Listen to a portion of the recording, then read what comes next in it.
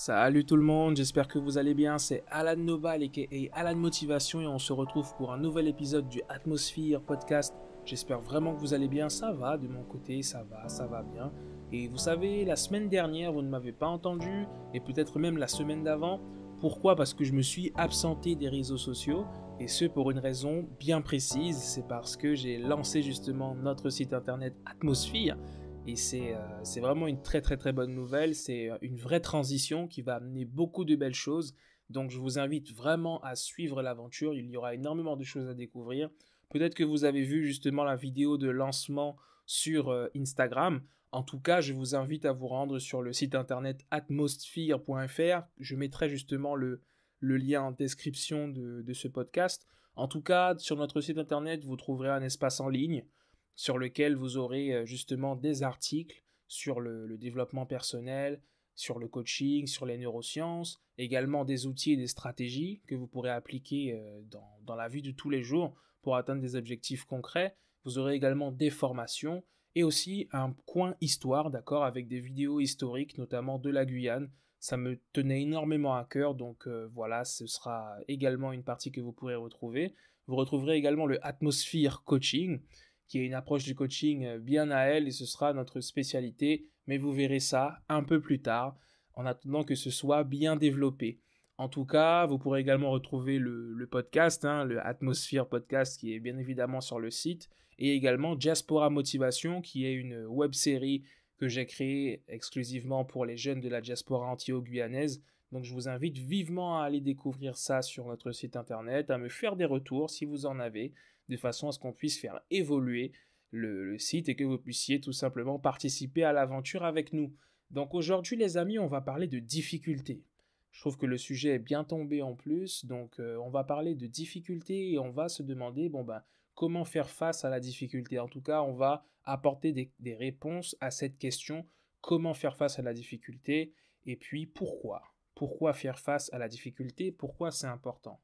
La première chose qu'il faut comprendre, les amis, c'est que la difficulté nous envoie des signaux. D'accord? Il faut comprendre que la difficulté est synonyme d'évolution et de progression.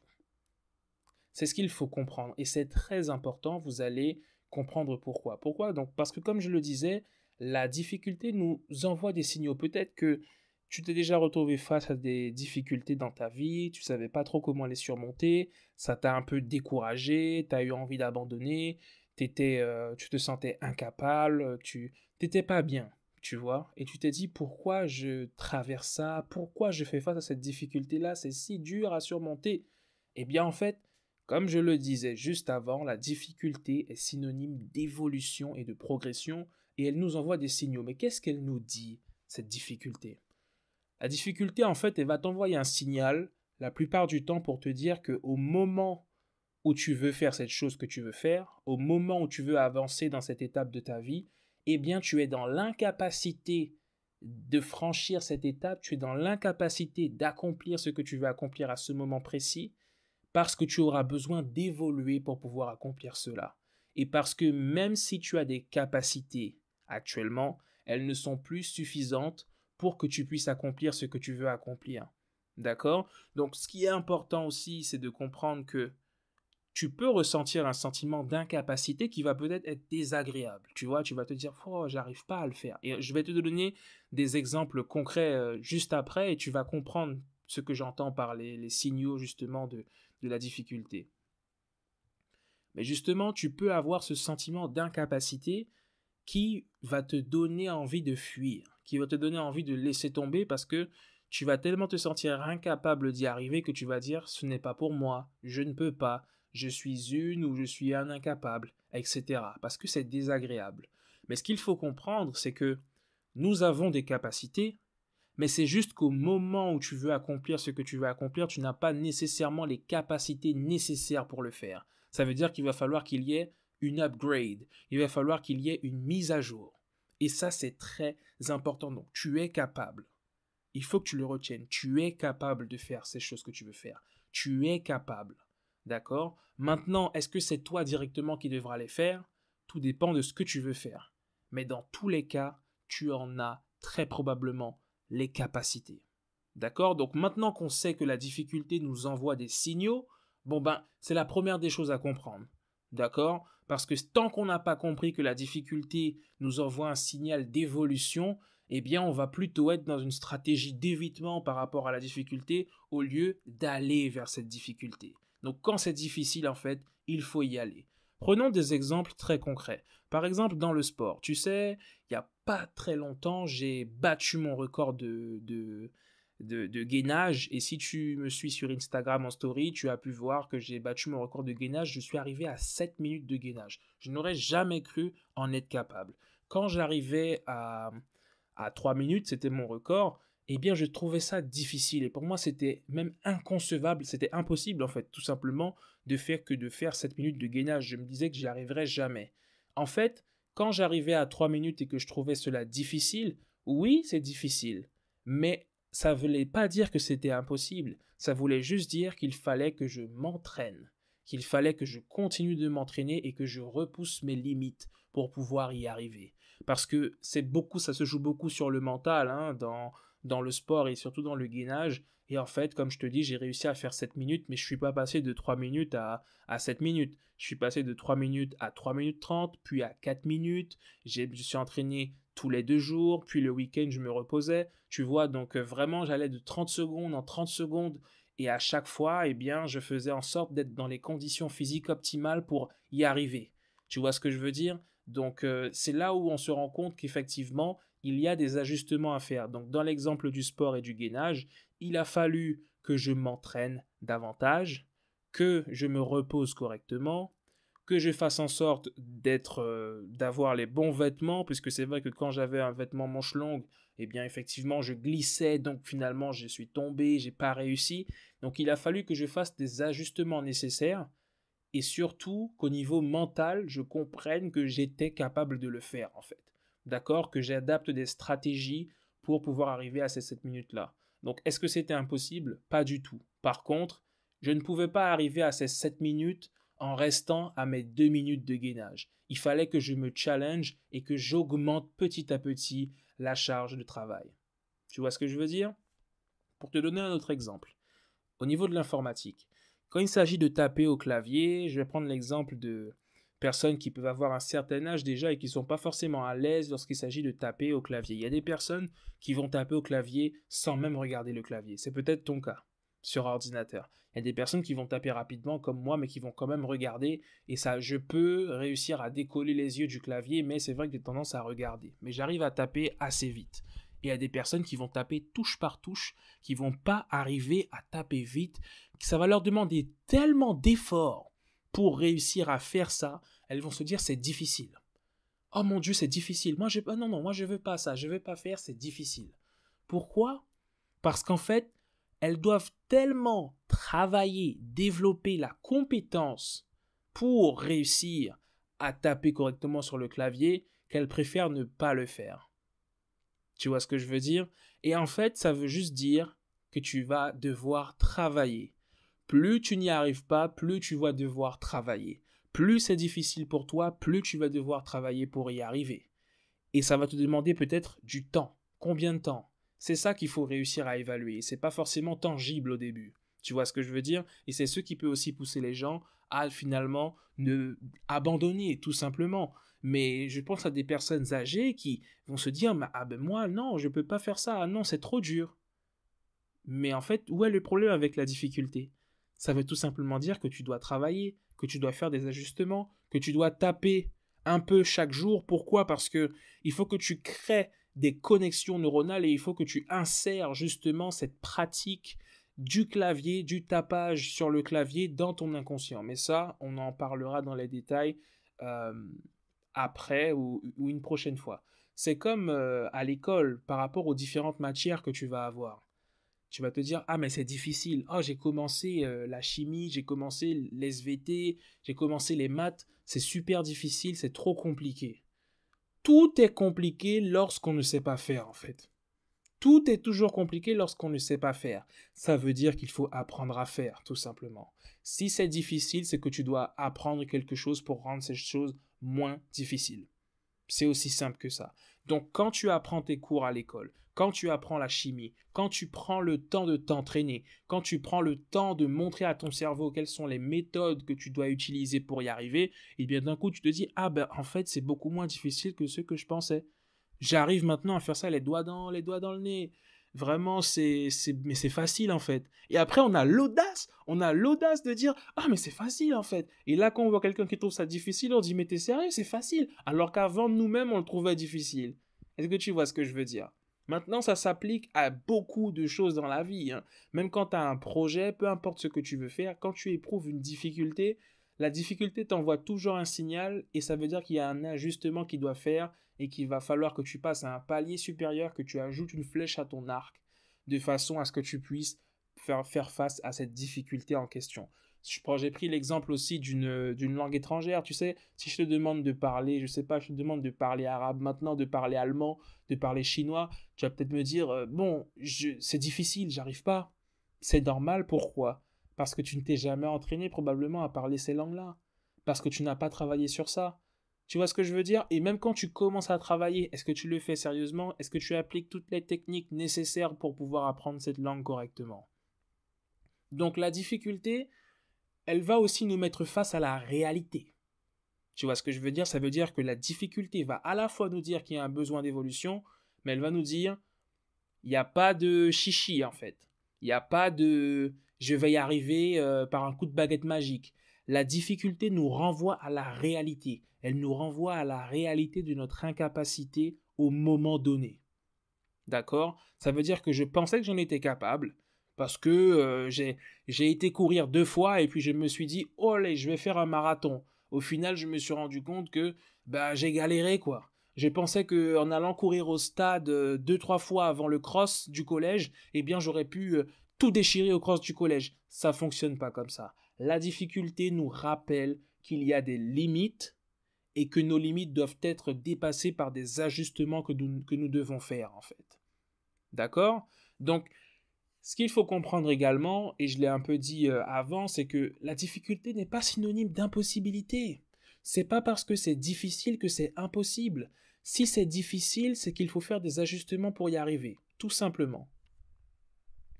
Par exemple, je connais des personnes qui vont me dire, ah mais ça c'est trop difficile. Bah en fait, ouais, bah il faut t'entraîner et ce sera facile ensuite.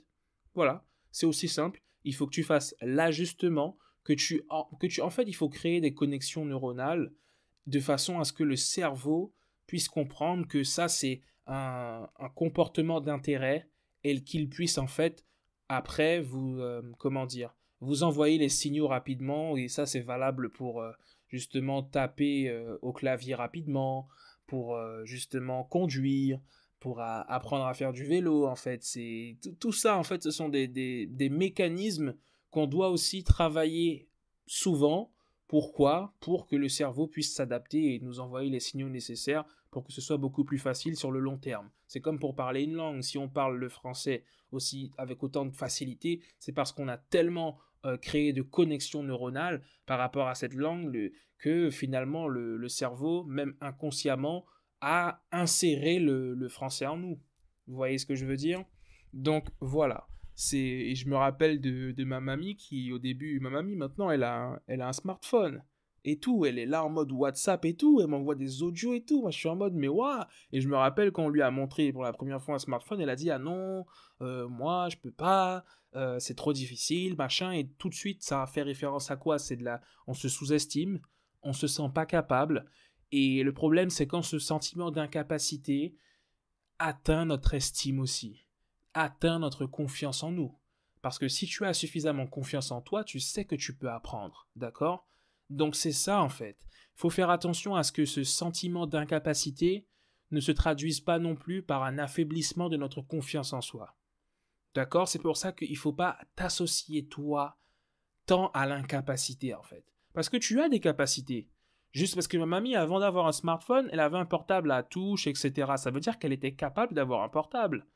Maintenant, il va falloir que son cerveau s'adapte à quelque chose dont elle n'avait pas l'habitude pour pouvoir surmonter cette difficulté du smartphone. Maintenant, elle m'envoie des audios WhatsApp. Je vous ai dit, franchement, je suis en mode, mais mamie, mais waouh quoi, tu gères en fait. Et elle me dit, bah oui, et tout, elle est contente, etc. Parce que voilà, elle n'était pas habituée à ça. Donc, pour récapituler un petit peu, le cerveau nous envoie des signaux, enfin le cerveau, la difficulté nous envoie des signaux pour dire qu'une évolution est nécessaire, qu'un apprentissage va être nécessaire pour passer ce palier, cette étape. Ensuite, c'est à nous de faire l'ajustement en nous demandant maintenant ce que nous devons faire, établir des stratégies, d'accord, pour être en mesure d'accomplir petit à petit les objectifs et pour être en mesure de développer les capacités de l'accomplir, que ce soit une langue, que ce soit un sport, que ce soit à l'école. Et ensuite, il faut comprendre que la difficulté nous met face à la réalité aussi. Elle nous met face à la réalité pour nous faire comprendre que là, il faudra absolument qu'il y ait un ajustement. Tu ne peux pas aller à cette étape-là sans faire cet ajustement-là. Maintenant, ça peut être par exemple dans un projet où tu dois peut-être déléguer. Par exemple, là où j'ai ressenti une difficulté récemment, c'était par rapport à la charte graphique de mon site. Parce que j'ai jamais fait ça et je me suis dit, oh là là, bon, c'est pas, en général, je parle pas tant de difficultés, je parle juste du principe que comme je ne sais pas, je trouve ça difficile. Quand on sait, c'est facile. Tu sais parler français, c'est facile, tu sais pas, c'est difficile. Tu sais parler anglais, c'est facile, tu sais pas, c'est difficile. Quand on sait, c'est facile, quand on sait pas, c'est difficile. Donc il suffit de savoir faire. Vous voyez, c'est peut-être un petit raccourci, mais dans les faits, si on met en place les stratégies, eh bien à partir de là, il n'y a pas de souci normalement. D'accord? Donc, voilà là où je voulais en venir, les amis, c'est comprendre aussi que la difficulté n'est pas synonyme d'impossibilité et faire attention à ce que ce sentiment d'incapacité n'impacte pas toute votre confiance en vous, parce qu'en fait, c'est juste un palier à franchir. Ça ne remet pas en question toutes vos capacités que vous avez déjà développées sur le long terme. Hein. D'accord? Donc, voilà. En fait, ce qui est important, et là, ce que j'ai vraiment envie de dire, c'est qu'il faut aussi être capable de voir à chaque fois là où on a été capable de faire quelque chose. C'est important de voir là où on a été. La dernière fois que tu as été capable de faire quelque chose, c'était quoi? Et pour revenir sur l'exemple de ma mamie, elle était capable d'utiliser le portable qu'elle avait avant. Maintenant, tu as un nouveau portable. Tu es incapable de l'utiliser par rapport aux connaissances que tu as de l'autre portable. Donc, il va falloir qu'il y ait une actualisation. Vous voyez où je veux en venir, les amis? Il va falloir actualiser. Ok? Donc voilà, plus on est préparé, tout simplement, et plus on s'entraîne, et moins on trouve ça difficile. C'est assez simple, en fait. Plus on se prépare, plus ça va. Plus on s'entraîne, plus on a des stratégies, plus ça va, plus on s'y habitue. Et ça a beaucoup à jouer avec notre cerveau. D'accord? Et tout ce qui est nouveau, tout simplement, peut paraître par essence difficile. Tout ce dont on n'a pas l'habitude peut paraître difficile. Quand j'ai commencé l'allemand, je pouvais trouver ça un petit peu difficile. Je me rappelle, quand je suis arrivé dans la classe pour la première fois en 6e, je me suis dit, où est-ce que j'ai mis les pieds? Pourquoi est-ce que j'ai choisi ça? Quand j'ai commencé à voir les mots en allemand, je me suis dit, où est-ce que j'ai mis les pieds en fait? Mais au final, ça va, même si c'est vrai que je ne parle pas beaucoup l'allemand, je parle très peu, parce que je le pratique très peu, donc je peux trouver ça difficile, mais tout simplement parce que je n'ai pas fait suffisamment d'ajustements. Vous voyez les amis, je trouve l'anglais beaucoup plus facile que l'allemand. Pourquoi? Parce que je pratique beaucoup plus l'anglais. Il n'y a pas de secret. Donc voilà, en fonction des difficultés que vous avez dans vos vies, en fonction des difficultés que vous rencontrez, sachez que les difficultés vous demandent de faire des ajustements. Dans un couple, il y a beaucoup de difficultés par exemple. C'est quoi l'ajustement qu'il faudrait que je fasse pour que ça aille mieux? Peut-être que c'est un travail que vous ne pouvez pas faire seul. Dans ce cas-là, il faut vous rapprocher d'une personne qui peut vous accompagner, qui peut vous conseiller et vous aider à trouver vos propres réponses. Mais une fois que vous avez les réponses et établi les stratégies, les amis, il suffit d'appliquer et ensuite vous allez vous rendre compte qu'il n'y a rien de plus facile. Et puis vous rencontrerez d'autres difficultés et on en rencontre. Pourquoi? Parce qu'au final, la difficulté que l'on rencontre peut-être toute notre vie nous montre qu'on n'a jamais vraiment fini d'avancer et d'évoluer. C'était Alan Nobal et Alan Motivation, un sujet très intéressant sur la difficulté qu'on a réussi quand même aujourd'hui à déconstruire. Et vraiment, je vous invite à faire ce travail-là, les amis, pour récapituler, comprendre déjà quels sont les signaux que la difficulté nous envoie, comprendre que l'incapacité qu'on peut avoir au moment donné où on veut faire cette chose ne remet pas en cause toutes les fois où on a été capable d'eux et notre potentiel de capacité. d'accord, mais elle signifie bel et bien qu'il y a un ajustement à faire, une nouvelle stratégie à avoir, de nouvelles compétences à développer pour y arriver, d'accord. La difficulté n'est pas synonyme d'impossibilité, elle est seulement synonyme d'évolution et de limite à franchir, d'accord. Et la réalité, c'est que plus on est préparé, plus on s'entraîne et moins on trouve ça difficile. Et puis, en même temps, tout ce qui est nouveau peut paraître par essence difficile. D'accord les amis, donc pensez encore une fois à la dernière fois où vous avez été vraiment capable de faire quelque chose et pourquoi vous avez été capable de faire ça. Ok? On fait les ajustements, on avance et surtout, on affronte la difficulté, on fait le nécessaire. À bientôt pour un nouveau podcast les amis. Portez-vous bien surtout et je vous dis rendez-vous sur atmosphere.fr. Le lien est dans la bio du podcast. À bientôt les amis, bye bye.